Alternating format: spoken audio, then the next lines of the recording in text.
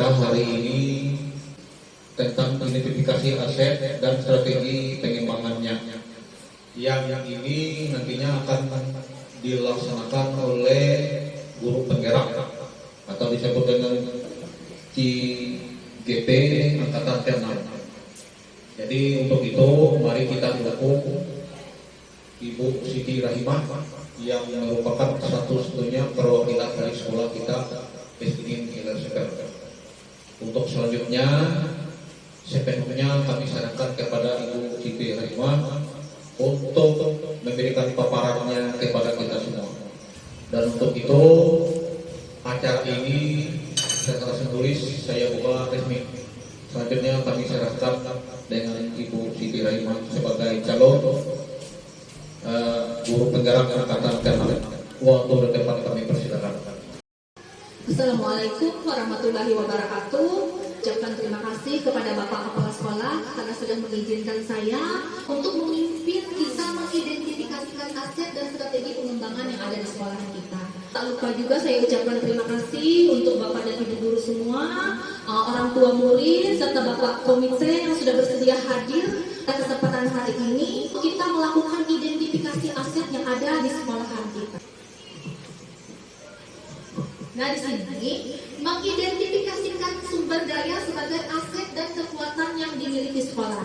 Ini yang akan kita lakukan secara bersama-sama di ruangan ini nanti ya. Identifikasi sumber daya sekolah ini dilakukan secara kolaboratif.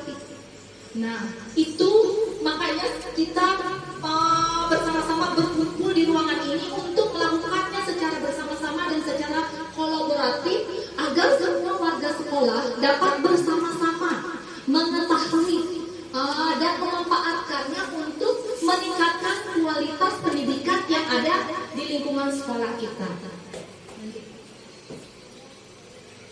Nah, di sini sekolah sebagai sebuah ekosistem. Ekosistem merupakan sebuah tata interaksi makhluk hidup dan unsur yang hidup dan yang tidak hidup. Mungkin Bapak dan Ibu di sini mungkin sama pengalamannya seperti saya. Saya waktu sebelum saya mengikuti kegiatan pendidikan guru penggerak ini, yang saya tahu kalau aset-aset sekolah itu hanya ada aset yang berupa keuangan, sarana dan prasarana saja. Itu yang saya tahu. Tetapi setelah kami melakukan kegiatan, ternyata saya baru tahu kalau aset-aset di sekolahan itu tidak hanya berupa sarana dan prasarana sekolah, tetapi lingkungan yang ada di sekolah, makhluk hidup yang ada di lingkungan di sekitar sekolah itu termasuk adalah aset dari sekolah kita. Nah, di sini ada yang dinamakan aset biotik. Aset biotik itu adalah aset yang hidup. Silakan Pak Mas. Nah, aset-aset yang ada di sekolahan kita yang hidup atau yang biotik itu adalah yang pertama adalah murid. Murid itu merupakan sebuah aset sekolah. Selain murid, ada juga kepala sekolah. Selain kepala sekolah, ada juga guru, staf kependidikan, orang tua, masyarakat di sekitar sekolah, pemerintah daerah, dinas terkait. Itu merupakan aset-aset yang dimiliki oleh sekolah dan lingkungan. Nah, di sini ada juga, di situ tadi itu yang dinamakan faktor biotik. Ada juga yang dinamakan aset abiotik yang tidak hidup. Nah, salah satu contohnya seperti sudah kita ketahui bahwa aset-aset biotik abiotik itu seperti keuangan, sarana dan prasarana itu merupakan aset-aset yang dimiliki sekolah juga. Terus lanjut kantor. Lanjut lagi. Sebuah komunitas sekolah dapat memanfaatkan sumber daya yang dimiliki sama seperti komunitas pada umumnya. Pemanfaatan sumber daya yang dimiliki sekolah dapat memanfaatkan konsep yang digunakan pada pendekatan atau pengembangan komunitas berbasis aset. Nah, di sini ada 7 aset utama atau modal utama. 7 utama ini merupakan salah satu alat yang dapat membantu mengenali sumber daya yang menjadi aset sekolah. Yang pertama itu adalah aset modal. Modal manusia. Nah, di sini nanti kita akan mengidentifikasikan apa saja aset-aset yang ada pada modal manusia.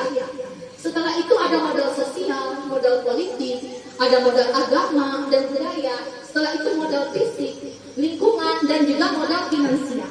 Jadi kita nanti melakukan pemetaan dari ketujuh modal utama aset yang sudah saya sebutkan tadi. Modal sosial.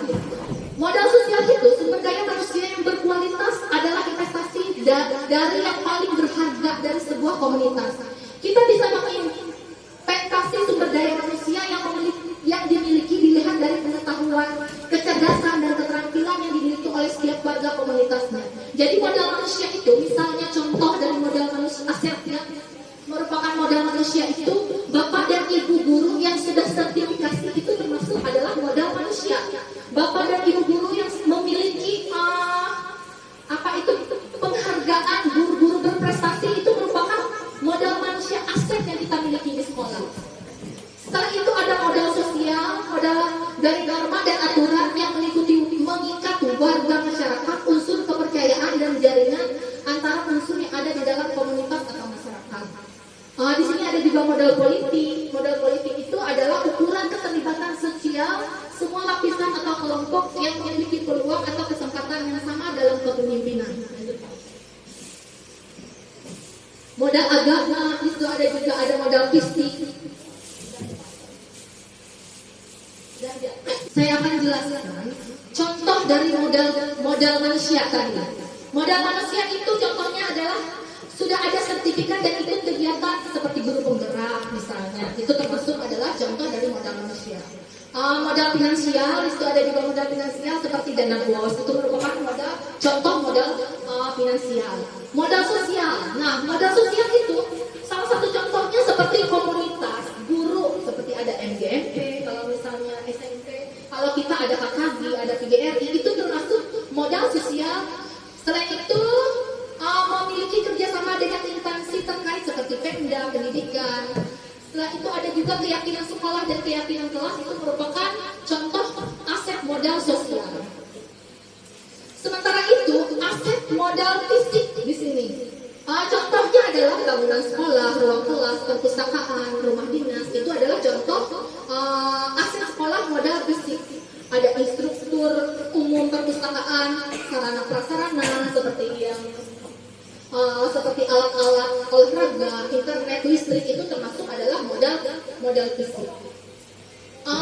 Setelah itu ada juga modal politik. Modal politik itu adalah kerjasama yang baik dengan instansi terkait atau perangkat desa atau pelayanan kesehatan. Kalau di sekolah kita biasanya sudah bekerja sama dengan pihak-pihak puskesmas dalam menjaga kesehatan anak-anak yang ada di sekolahan kita. Kita kan secara rutin sudah setiap 6 bulan sekali pihak dari puskesmas itu membagikan di sini obat cacing dan rasanya lah. Nah, itu termasuk adalah modal politik. Modal agama dan budaya. Nah, modal agama dan budaya itu adalah masyarakat yang ada di sekitar kita yang religius. Setelah itu kesenian, musik daerah, itu termasuk adalah aset sekolah, modal agama dan budaya.